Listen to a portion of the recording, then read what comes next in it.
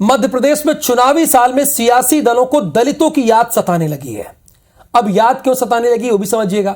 बाबा साहब अंबेडकर की जयंती पर भाजपा ग्वालियर में दलित महासम्मेलन कर रही है। वहीं कांग्रेस भी पीछे नहीं है, बाबा साहब की जन्मस्थली महू के साथ प्रदेश भर में आयोजन कर रही है। यही नहीं, भाजपा और कांग्रेस के अलावा दूसरे दल भी दलितों को रिझाने में कोई कोर कसर नहीं छोड़ रहे हैं।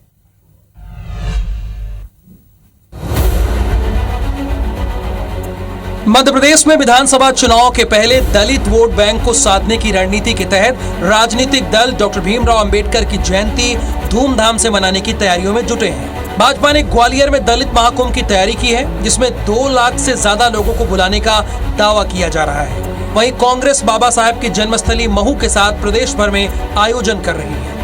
इधर बसपा आष्टा में बड़ा दलित सम्मेलन करेगी और इस पूरे महीने जिला और विधानसभा स्तर पर कार्यक्रम कर रही है। इसके साथ भीम आर्मी महू में अपनी राजनीतिक विंग आजाद समाज पार्टी के मुखिया चंद्रशेखर आजाद के साथ समाजवादी पार्टी के अध्यक्ष अखिलेश यादव, राष्ट्रीय लोकदल के अध्यक्ष जयंत चौधरी और जैस नेताओं को एक मंच पर लाएंगे।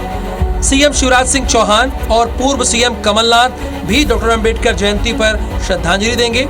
हालांकि दोनों पार्टियों के नेता एक दूसरे पर बाबा साहब के नाम पर राजनीति का आरोप लगा रहे हैं। हमारे लिए सब बराबर हैं और जो सबसे पीछे है उसको हम प्राथमिकता के साथ में आगे बढ़ाने का काम, विकास की मुख्य धारा से जोड़ने का काम करते हैं और स्वाभाविक अनुसूचित जाति और जनजाति के लोगों को भी जोड़ने का काम करेंगे। जो भारतीय जनता पार्टी सामाजिक न्याय को तिलांजलि देकर, बाबा साहब भीमराव अंबेडकर जी के संविधान को तिलांजलि देकर अगर दलितों के उत्थान की बात करती है तो मैं समझता हूँ कि ये सरासर झूठ है, बेईमानी है। भाजपा और कांग्रेस के अलावा समाजवादी पार्टी भी इस कवायद में कूद पड़ी है। सपा प्रमुख अखिलेश यादव ने आरोप लगाया है कि बीजेपी के कहने से संविधान और बाबा साहब के सिद्धांतों को खतरा है। जब तक भारतीय जनता पार्टी सत्ता में रहेगी, संविधान को खतरा रहेगा, बाबा साहब का दिए हुए जो अधिकार हैं उनको खतरा रहेगा। मध्य प्रदेश में एससी वर्ग की कुल 35 सीटें आरक्षित हैं और करीब 15.6% वोट दलित वर्ग से आते हैं। इसके अलावा 80 सीटों पर दलित मतदाताओं की दखल है। जाहिर है इस वर्ग को साधने से 23 की राह आसान हो जाएगी। सुधीर दंडोतिया, IBC 24, भोपाल। संविधान निर्माता बाबा साहब डॉक्टर भीमराव अंबेडकर की 132वीं जयंती 14 अप्रैल यानी कल मनाई जाएगी। मध्य प्रदेश में सभी सियासी दलों ने उनकी जयंती जोर शोर से मनाने की तैयारी शुरू कर दी है। इसके साथ ही एक दूसरे पर बाबा साहब के नाम पर राजनीति करने का आरोप भी लगा रहे हैं। वो कह रहा है कि वो राजनीति कर रहे हैं, दूसरा कह रहा है कि आप कर रहे हैं।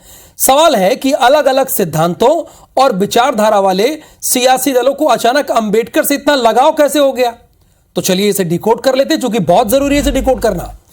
मध्य प्रदेश में अंबेडकर जयंती के बहाने सियासी दल खुद को दलितों का हितैषी बताने में जुटे हैं। यह दलित प्रेम इसलिए क्योंकि दलित वोटरों के बिना चुनावी मझधार पार करना आसान नहीं है, कठिन हो जाएगा। एमपी में अनुसूचित जाति यानी दलित वर्ग से करीब 15.6% वोटर हैं।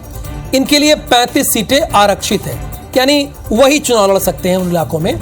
और 80 सीटों पर दलित मतदाता जीत और हार के बीच में आके खड़े हो गए हैं। अब जरा चुनावी नतीजों पर नजर डालें तो 2003 में भाजपा के पास 35 एससी सीटें थी, यह आंकड़ा बहुत बड़ा है, और कांग्रेस के पास महज 4 सीट थी, एक अन्य के पास थी। चुनाव दर चुनाव भाजपा की सीटें घटती गई और 2018 के चुनाव में भाजपा के खाते में महज 18 सीट रह गई और कांग्रेस कड़ी टक्कर दे रही है, 15 सीटों पर है वो।